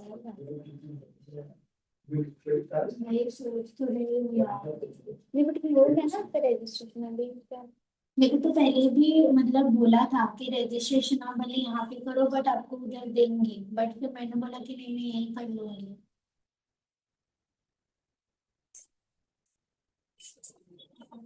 मेरा दिमाग खराब हो गया। इधर कॉम्पोस्ट का भी सिस्टम नहीं, सैटरडे तो उधर भी नहीं सैटरडे को भी वर्क करवाते, संडे भी काम करवाते, पागल हो गए।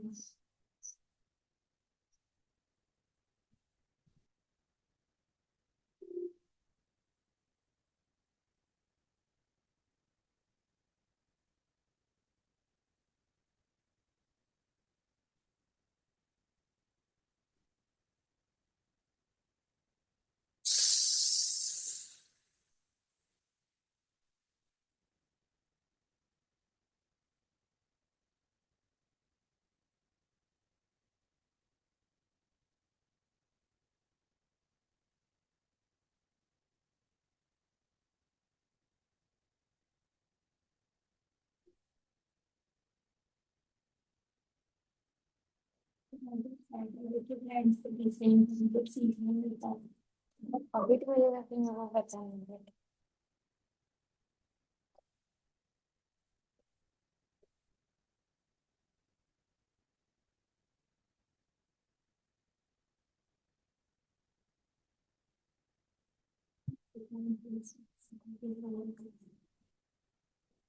Yes.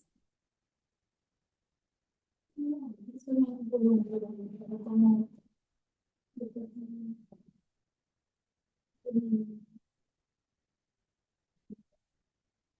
अगर आपको यूनिट 7 में डालना है तो वहां पे यूनिट 6 है अनिका? आगे बढ़े? चलो, इंटेलेक्चुअल कैपिटल अपना जो है व्हाट इज इंटीग्रेटेड रिपोर्टिंग वाला पार्ट जो है उस पे आ जाते हैं, ठीक है। म्यूट व्यूट नहीं किया था ना तुम लोगों ने?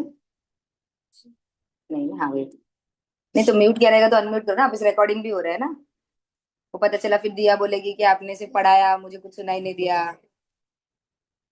चल ना, इंटीग्रेटेड रिपोर्टिंग पे आते हैं, ठीक है। There are 6 type of capitals for which reporting is to be done, ठीक है। हम लोग क्या बोलते हैं अपने जैसे फाइनेंशियल कैपिटल होता है, equity share capital and reserves and surplus, बराबर है कि नहीं है?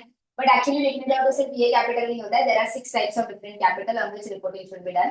दीस capitals should be recognised by the company and reporting should be made in that particular sense. समझ में आया? क्लियर है?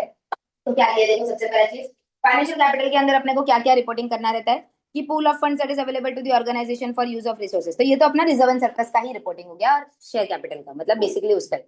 समझ में आया? Obtaining through financial such as debt हो सकता है, इक्विटी हो सकता है, ग्रांट्स हो सकता है, जनरेटेड ऑपरेशंस और इन्वेस्टमेंट्स, बेसिकली अपना बैलेंस शीट का लायबिलिटी साइड वाला पार्ट है। समझ में आया कि पहले कितना पैसा अपने पास अवेलेबल है, जो अपना ओन फंड्स है तो भी हो सकता है, और अगर हम लोगों ने किसी से लेके रखा है तो भी। Clear with this? सेकंड अपने को रहता है मैन्युफैक्चर्ड कैपिटल, मतलब क्या? Human created production oriented equipment and tools, जो भी अपने पास प्लांट एंड मशीनरी वगैरह, that is our manufactured capital. समझ में आया? क्लियर है? इसके अंदर available to the organisation for the use in the production of the goods such as roads है, पोर्ट्स है, ब्रिजेस है, वेस्ट वाटर ट्रीटमेंट प्लांट्स है, बिल्डिंग्स है, इक्विपमेंट्स है, इंफ्रास्ट्रक्चर, ये सब जो कंपनीज डेवलप करती है या खरीदती है, ये उनके लिए कौन सा टाइप ऑफ कैपिटल हुआ? Manufactured capital. Basically assets, fix assets, ये सब आ जाएगा अपने लिए, फिक्स एसेट्स वगैरह भी यही पार्ट में आएगा ना, तो that is manufactured capital plus your inventories and everything. समझ में आया? नेक्स्ट आता है natural capital, that is basically the natural resources which the company is using. Understood? इसके अंदर it is an input to the production of the goods and provision of the services and organisations activities also impact positively or negatively on the natural capital, includes water, land, minerals, forest, biodiversity, ecosystem, ये सब जो हम लोग use करते हैं वो सब इसके अंदर आ जाता है। Clear with this? Human capital, people skills and experience, their capacity, motivation to innovate, that is alignment with the support of the organization's governance framework, employees का गोल्स अपना गोल्स अलाइन करना ह्यूमन कैपिटल के अंदर, ability to understand, implement the organization strategy, loyalties and motivations for basically good services including their ability to lead and collaborate. तो अलग अलग level पे अलग अलग ये सब होता है। जैसे जो लीडरशिप पोजीशंस पे होते हैं उनको अलग इंसेंटिव्स होते हैं, जो जैसे टारगेट ओरिएंटेड रहते हैं उनके लिए अलग इंसेंटिव्स होते हैं। तो एम्प्लॉइज को भी वो हिसाब से डेवलप करना है। लोगों के लिए, कंपनीज के लिए, people in their organisations are also capital, because अगर वो नहीं होंगे तो काम नहीं चलेगा, बिजनेस नहीं चलेगा। करेक्ट है कि नहीं है? Next social capital, that is basically institutions and relationships established within and between each of the community and group of the stakeholders and network for collective well-being। समझ में आया? That is basically all the stakeholders combined level पे किस तरह से अपन communicate करें। Common values and behaviors जो company लेके चल रहा है, ठीक है, key relationships of trust and loyalty with customers, suppliers, इन सब के साथ, and organization social license to operate। Social license क्या होता है? सोसाइटी के अंदर acceptance। It is not a license as a per se, but it is society का acceptance that they will what you say accept you for being in the society। समझ में आया? तो अगर आप लोग सोसाइटी के विरुद्ध जाके काम करोगे, मतलब ऐसे कोई प्रोडक्ट्स लेके आओगे जो मार्केट में नहीं चल रहे या लोगों को वो पर्टिकुलर चीजों का सेटिस्फेक्शन नहीं है या उनको नहीं जम रहा है, तो इन दैट केस आप कितने दिन मार्केट में सस्टेन कर पाओगे? हार्डली। तो that is basically because people have not given you the social certificate to operate. ऐसा समझ में आया? क्लियर है? Next intellectual capital, that is आपके intangible assets, research and development, जो नया नया आप लोग डेवलपमेंट्स करके लेके आ रहे हो, that is R&D, innovation, human resource, external relationship which can determine organisations competitive advantage. Asia Pacific region continues to dominate in the presence of sustainability data in the annual report. Approximately 60% of the companies reporting in 2022. Integrated reporting is a strong in Middle East। समझ में आया? तो वहां पे ज्यादा reporting ये सब चीजों पे चल रहा है। Clear with this part? ठीक है, एक बार अगर मैं आप लोगों को दिखाऊं तो मेरे पास एक रिपोर्ट था, एक सेकेंड, टाटा मोटर्स करता है मेरे हिसाब से।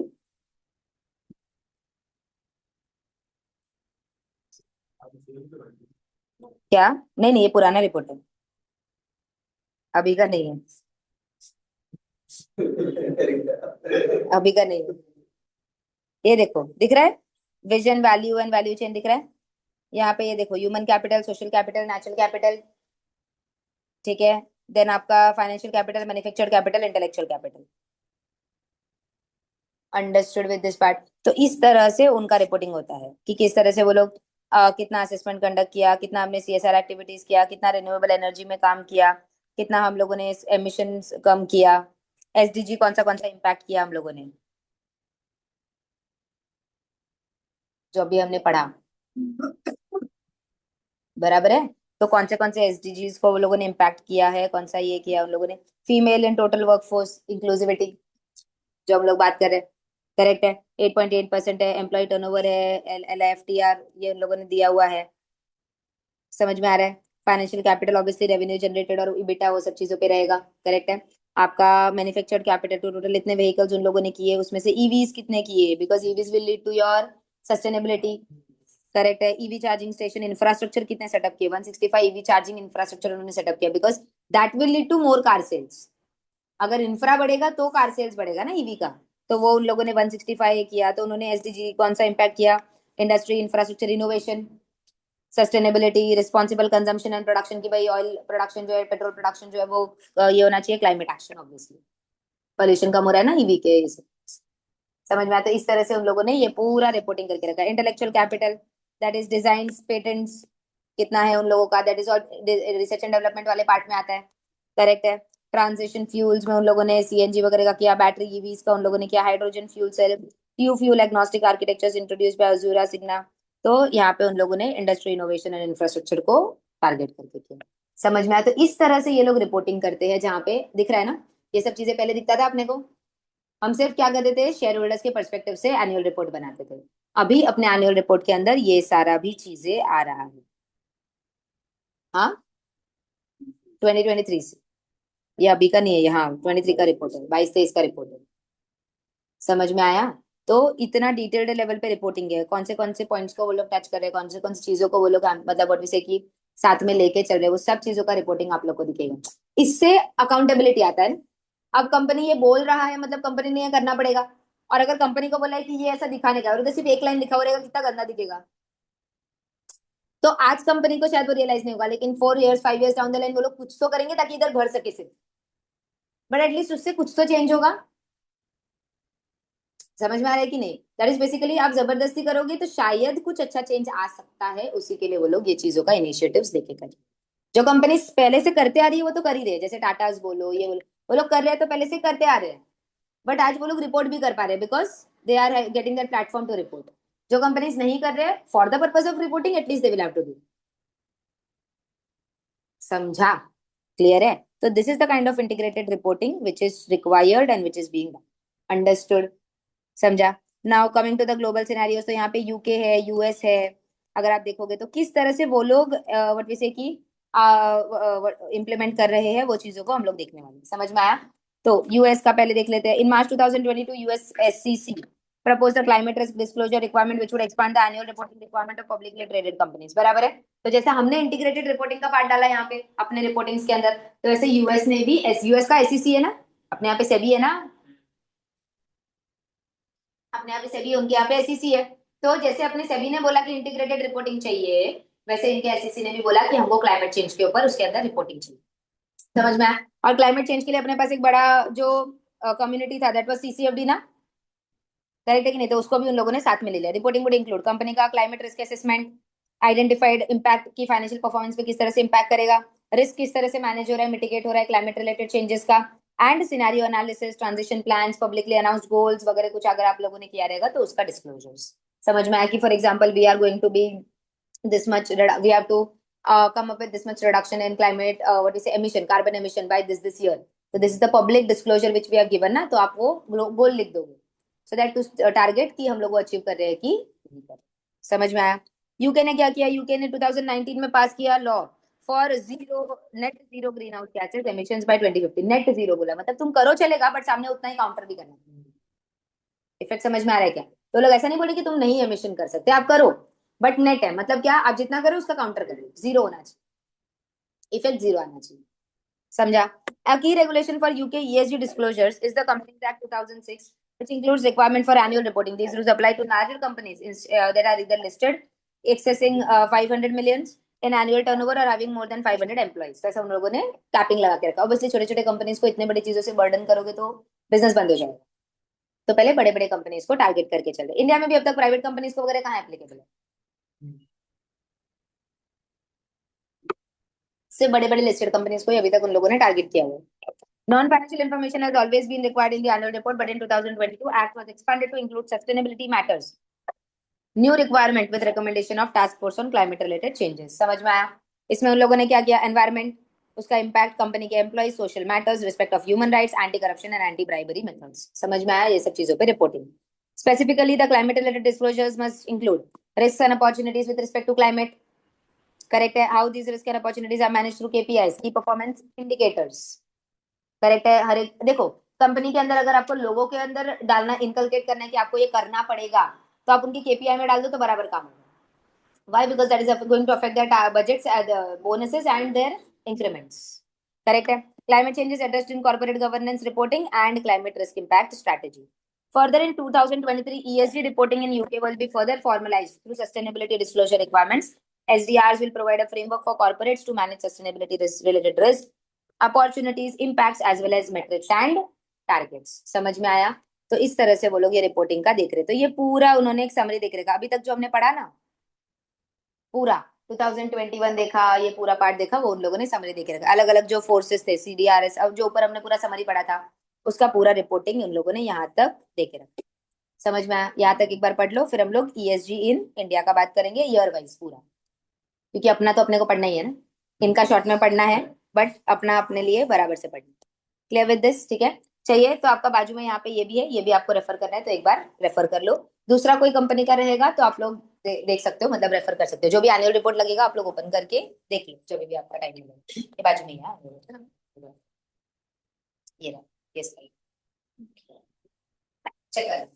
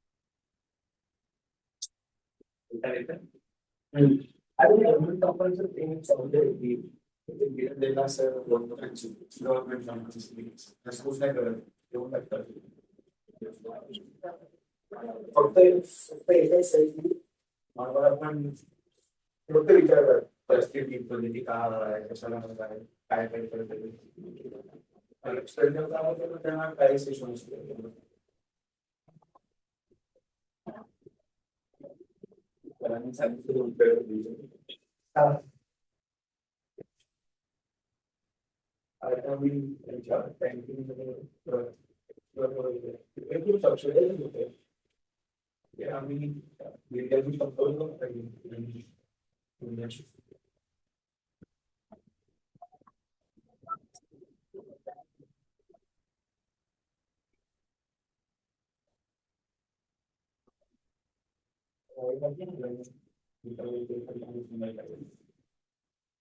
मी बोललो तिला की ती बोलली माझ्याकडे आपण बोलवून करतो ना ते मी आपलं वेगळं करून देऊ.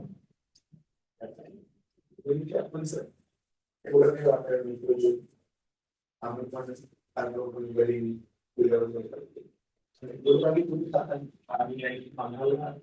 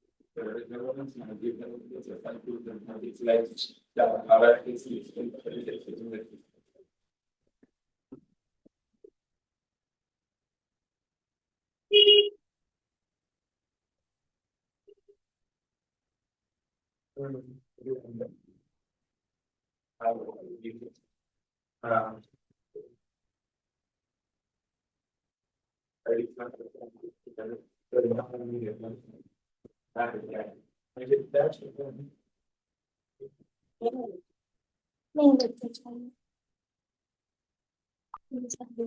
उसके लिए चाहिए ना ये नहीं करना तेरा पेन नहीं वो भी नहीं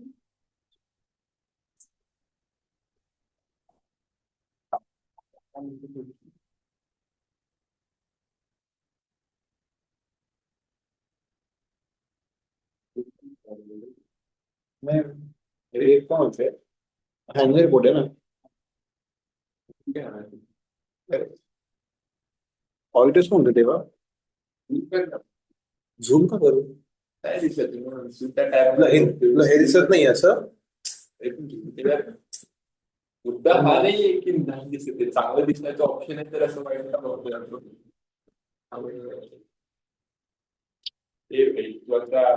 अच्छा नाही ऑडिटर्स नाव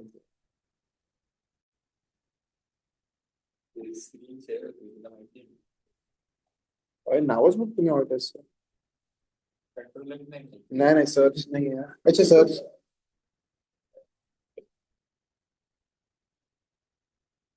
अच्छा तुम्हाला दिसत नाही काय ते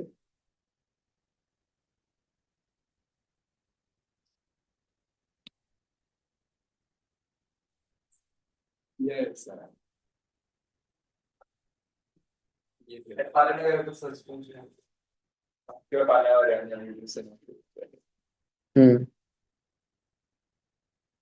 BSR and company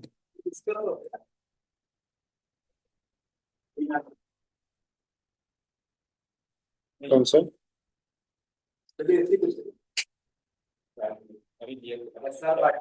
ऐसा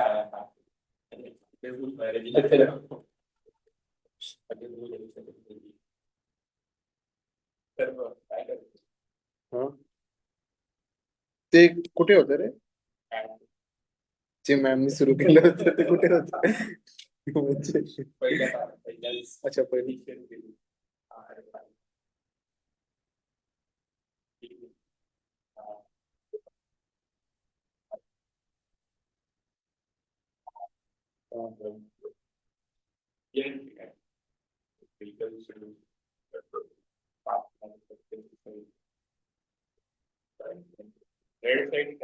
R&D मला पण रेड वाटलं R&D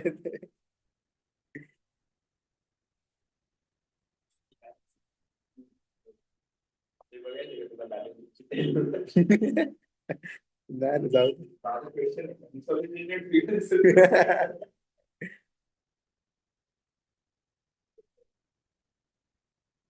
B bold culture pillars risk taking, Tata Motors risk take.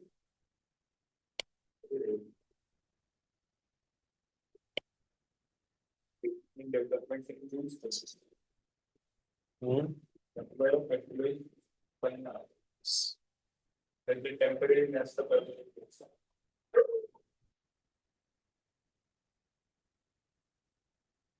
ठीक आहे म्हणजे हा 2000 फरक आहे कम तरी.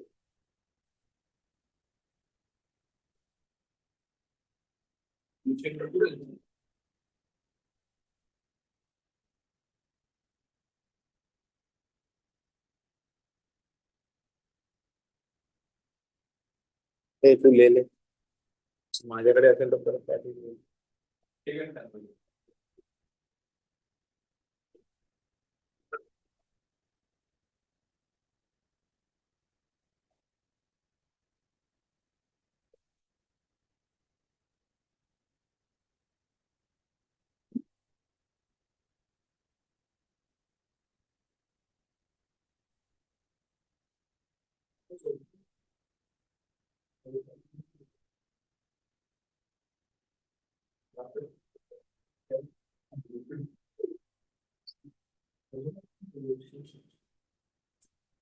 तो बेसिक होता है ये रिकमेंड करेंगे अपने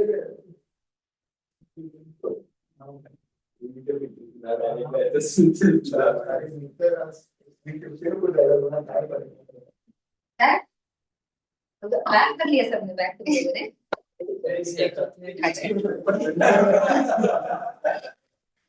चल, ये देखा तुम लोगों ने?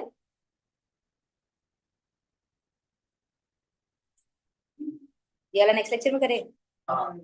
ठीक है, ये खत्म कर देंगे BRSR के प्रिंसिपल्स, तो अपना हो जाएगा. संडे है ना अभी, थर्सडे आ जाएगा. ठीक है, चलो ओके. मॉड्यूल 3 में हो जाए, 3 हो जाएगा, 2 में जाएंगे फिर हम. जो बचा हुआ है वो खत्म करेंगे पहले.